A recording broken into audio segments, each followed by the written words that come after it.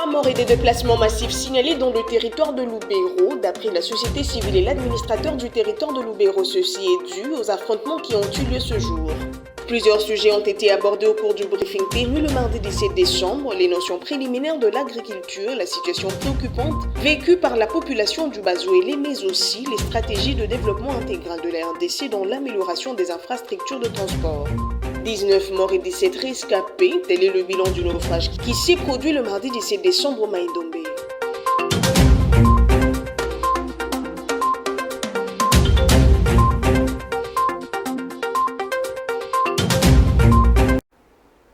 C'est l'heure de vous informer, Madame, Messieurs, merci de nous choisir. Bonsoir et bienvenue à cette grande édition. Des mouvements, des déplacements massifs sont observés ce mercredi 18 décembre dans les territoires de Lubero. Des déplacés sont enregistrés à Lubero Centre et Lukanga, selon Augustin Kombi, président de la société civile de Kichumbiro. Ces déplacés viennent de zones où les affrontements ont lieu. Une embuscade a fait au moins 3 morts ce même jour au village de Kaniunga, selon l'administrateur du territoire de Lubero, Rachel Adassa, nous en dit plus. Plusieurs villages du territoire des Lubero s'est vident de leurs habitants. La population fuit l'hostilité de rebelles du M23 qui a déjà pris des localités et villages, renseigne le président de la société civile de Kichumbiro. Le village est calme, même les coins. Il n'y a plus des inquiétudes qu'on avait, mais sauf présentement, le village est encore inhabité puisque presque toutes les maisons ont été brûlées. Les gens ne pouvaient pas rentrer et rester à la Belle Étoile. Et ils se trouvent toujours dans les familles d'accueil. Nous avons déjà demandé aux agences des Nations Unies que nous avons, si possible, qu'ils puissent nous faire même des maisons en bâche afin que la population rentre. Mais jusque-là, aucune agence ne nous a pas encore répondu. Mais le reste, la situation est calme. Et l'on signale qu'une embuscade a fait au moins 3 morts, 2 militaires et un civil ce mercredi au village de Kamihunga, situé à environ 6 km du centre de Lubero. L'administrateur militaire du territoire de Lubero, qui confirme l'information, appelle à une prise de responsabilités collectives dans la quête de la paix. D'après l'autorité territoriale, ces attaques contre les forces de sécurité sont un jeu de l'ennemi. L'Union européenne s'est indignée de l'échec du processus de Luanda avec le refus de Kigali de se présenter à la tripartite. Le représentant spécial de cette organisation dans la région de Grand Lac l'a dit au président du Sénat. C'était au cours de l'audience accordée à toute sa délégation le mardi 17 décembre 2024 au Palais du Peuple. Patrick Issot. Reçu en audience par le président du Sénat congolais, Jean-Michel Sama, la délégation de l'Union européenne, conduite par son représentant dans la région des Grands Lacs, s'est montrée déçue de l'échec du processus de Luanda avec le boycott de la tripartite par le Rwanda. L'Union européenne a fortement soutenu le processus de Luanda.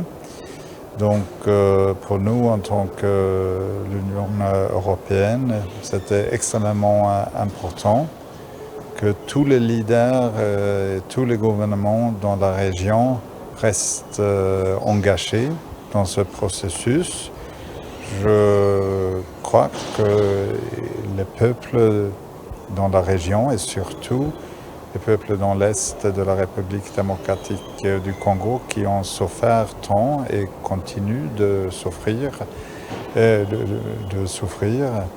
Ils méritent mieux, ils méritent un engagement plus sincère de tous les chefs de gouvernement, de tous les chefs d'État. Le représentant de l'Union européenne est revenu sur la position de cette organisation quant au retrait par le Rwanda de ses troupes de l'Est de la RDC, mais également le démantèlement par la RDC des FDLR. J'ai aussi partagé avec Monsieur le Président le fait que l'Union européenne a été très très claire qu'il faut que le Rwanda retire ses troupes de l'Est de la République démocratique du Congo et qu'il faut aussi que le Rwanda coupe le soutien pour le mouvement M23 et ajouter à cela, il faut aussi que le gouvernement congolais cesse la coopération avec les FDLR et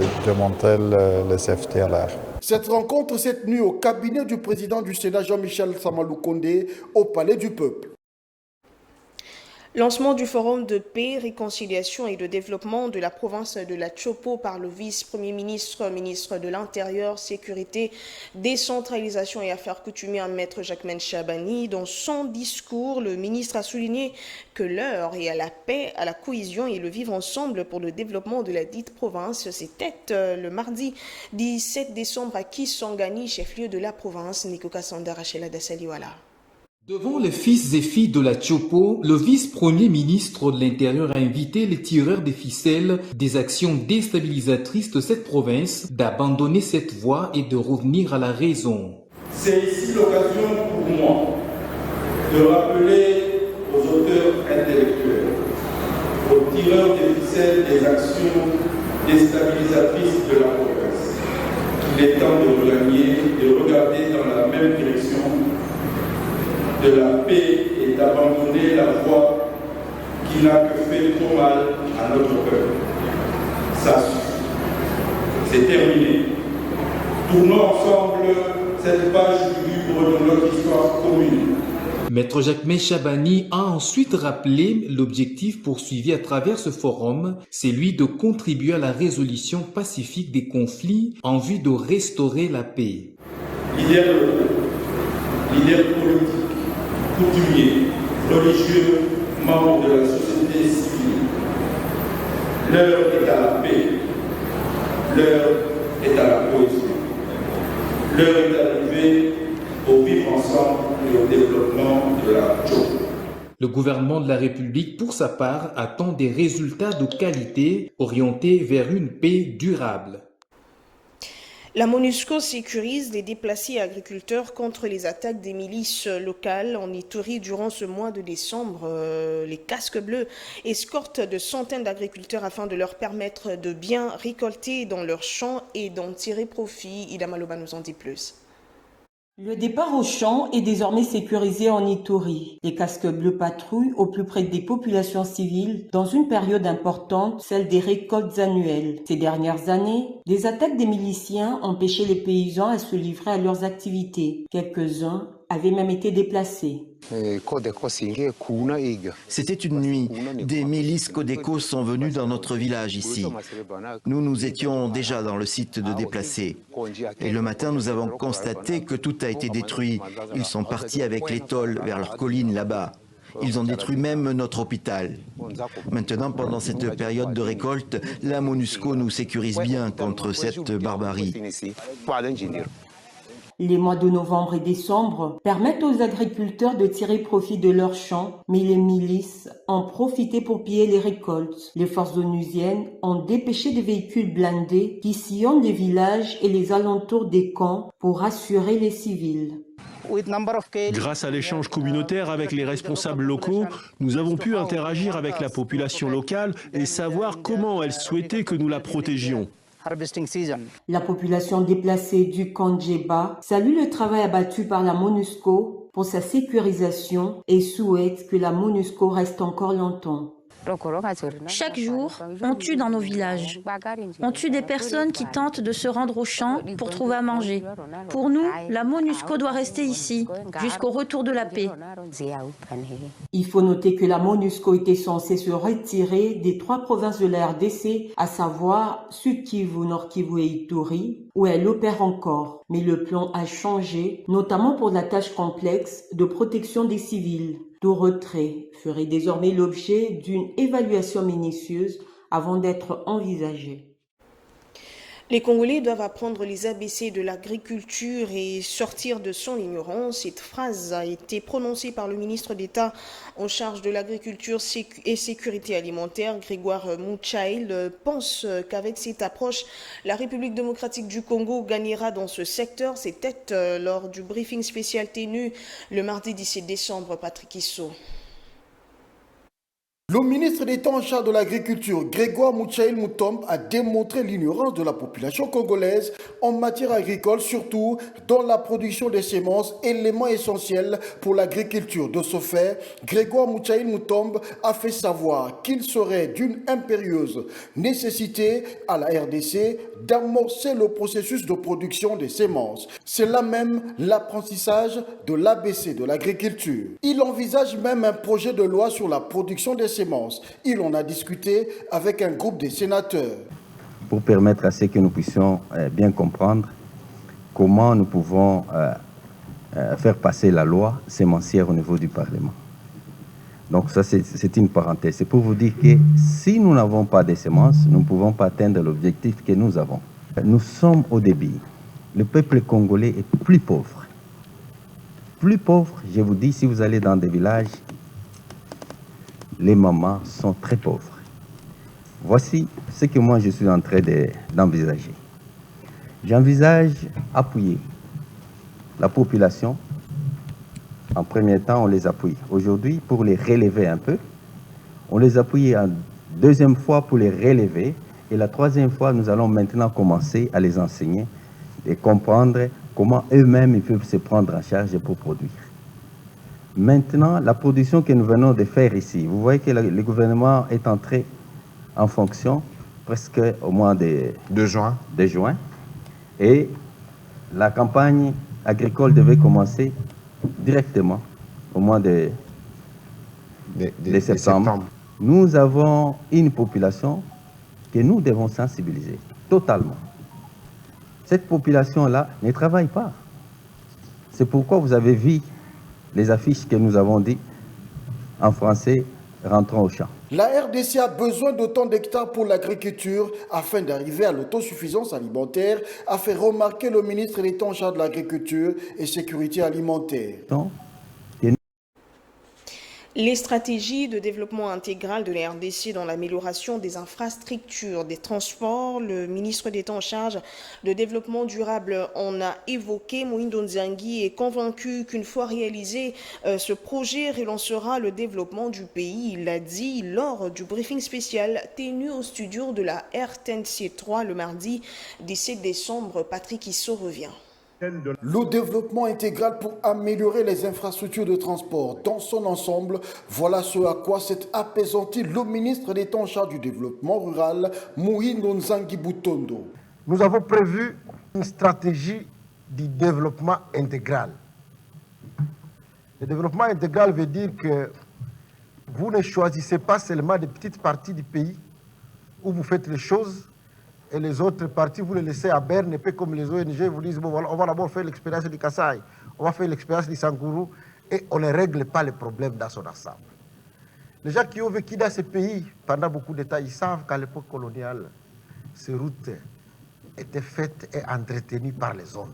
Pour ce qui est des 38 000 km de routes, essentiellement des routes de dessert agricole, Mohindo Nzangi a fait remarquer qu'elles seront bien construites en utilisant la méthode IMO. Les 38 000 km de routes dont le président a parlé, qui sont les routes de dessert agricole, ils vont être faites par la méthode IMO. C'est la population qui va être mobilisée à pouvoir entretenir et réhabiliter ces routes. Dans la deuxième catégorie de routes dont le président a parlé, ce sont les 11 000 routes prioritaires. Nous avons identifié dans tous les pays les 11 000 kilomètres de routes, ce qu'on appelle les routes provinciales. En fait, ce sont des routes qui relient les chefs-lieux des territoires aux chefs-lieux des provinces. L'objectif pour nous, c'est que ces routes soient stabilisées pour permettre effectivement la connectivité entre les chefs-lieux des territoires et les chefs-lieux des provinces. Comme ça, les routes de cette agricole qui vont être faites par la méthode IMO seront connectées à ces routes prioritaires, donc ces routes les RP, les routes provinciales, pour permettre ici à la population d'évacuer en fait les produits agricoles des bassins de production vers les centres de consommation. Parlons des voies navigables. Le ministre d'État en charge du développement rural a indiqué que la RDC est unique. Ces voies navigables permettent d'atteindre les coins zéro coins du pays. Poursuivant ce chapitre du briefing, la situation préoccupante vécue par la population du Bazuélé a déjà commencé à être résolue. Le président de la République s'y était penché lors de son séjour à Bouta. La préoccupation, la précision a été donnée par le ministre de la Communication et des Médias et porte-parole du gouvernement. Suivez. Dans cette même optique et réagissant à la préoccupation d'un journaliste sur la situation chaotique sociale dans la province du Bazuélé, le ministre de la Communication et Médias et porte-parole du gouvernement Patrick Mouyaya Katemboué a indiqué que déjà dans son séjour à Bouta, le chef de l'État a donné des réponses positives à plusieurs problèmes que rencontre cette province. Le président de la République y était. Nous étions avec lui, je pense, dimanche 1er décembre, où il a parlé à la population sur des questions qui sont claires. On s'était plaint parce qu'il y avait des frais qu'on rajoutait sur ce que le parent payait à l'école, qui faisait que les gens ne comprenaient pas si c'était totalement gratuit ou pas. Je crois que séance tenante, la solution a été trouvée. Il faut dire qu'il y a des défis dans tous les coins de la République démocratique du Congo. Dans certains coins un peu plus. Mais c'est pourquoi le président de la République lui-même fait de l'itinérance, parce qu'il faut apporter la réponse. Et que l'action qui est faite à la tête du développement rural, c'est une action qui vient concrétiser ce que le président de la République a dit. Et donc, j'espère que dans les jours qui viennent, vous verrez la différence parce qu'il y a un engagement renouvelé. Et c'est pour ça qu'il y a le programme de 145 territoires qui touche pas seulement à Bouta, mais aussi à d'autres territoires, Raketi, Bondo, dans la province de Bazuélé, qui fait partie, comme les autres provinces, des priorités du gouvernement. Le porte-parole du gouvernement a salué ce qui a été fait, tout en indiquant que le président de la République est toujours prêt à répondre favorablement aux différentes préoccupations de la population congolaise.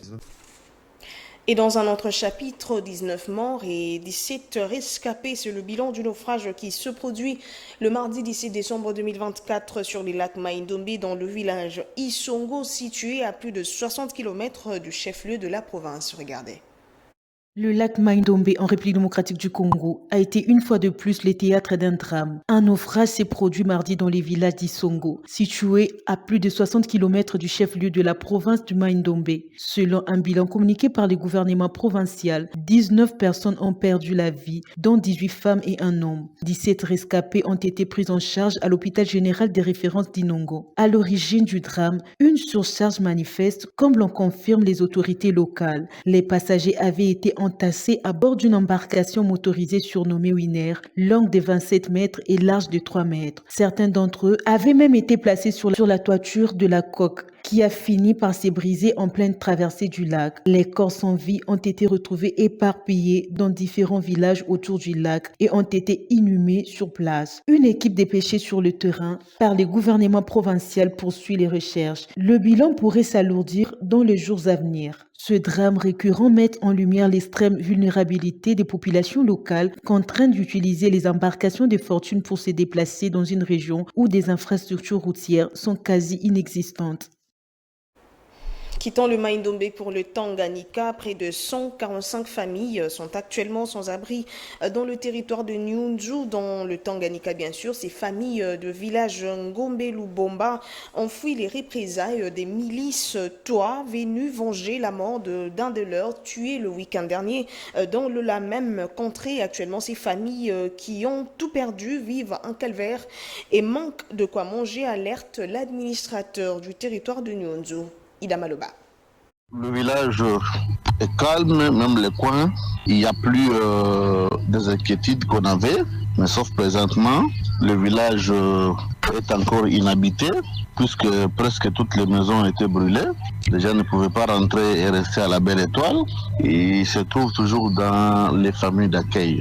Nous avons déjà demandé aux agences des Nations Unies que nous avons, si possible, qu'ils puissent nous faire même des maisons en bâche, afin que la population rentre. Mais jusque-là, aucune agence ne nous a pas encore répondu. Mais le reste, la situation est calme. En international, depuis près de 20 mois, la guerre au Soudan a déclenché une catastrophe humanitaire de grande ampleur dans le pays. Cette catastrophe touche principalement les femmes enceintes qui ne savent pas accéder aux soins prénatals, mais aussi les enfants. Regardez. Parmi les 12 millions de personnes déplacées au Soudan figurent les femmes enceintes qui fuient pour sauver leur vie. Ces dernières ne peuvent pas accéder aux services prénatal ou postnatal en toute sécurité. Après l'accouchement, je m'inquiète du froid et du fait que je n'ai pas d'endroit approprié pour mettre mon bébé.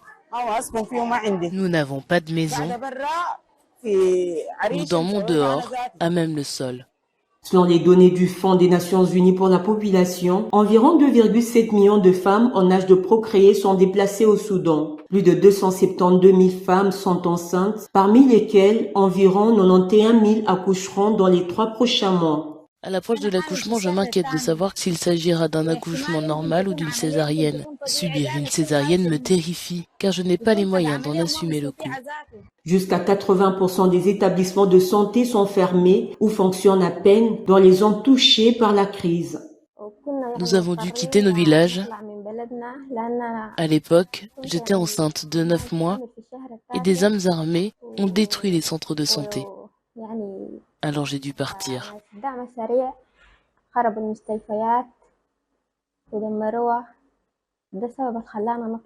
Chaque jour, en moyenne 20 000 personnes sont nouvellement déplacées, dont les femmes enceintes. Selon les Nations Unies, près de 1,5 million de personnes au Soudan sont confrontées à la famine, dont environ 35 800 femmes enceintes. On prend le rappel de grands titres avant de se quitter. 3 morts et des déplacements massifs signalés dans le territoire de Lubero. D'après la société civile et l'administrateur du territoire de Lubero, ceci est dû aux affrontements qui ont eu lieu ce jour. Plusieurs sujets ont été abordés au cours du briefing tenu le mardi 17 décembre. Les notions préliminaires de l'agriculture, la situation préoccupante vécue par la population du Bazouélé, mais aussi les stratégies de développement intégral de la RDC dans l'amélioration des infrastructures de transport. 19 morts et 17 rescapés, tel est le bilan du naufrage qui s'est produit le mardi 17 décembre au Maïdombe.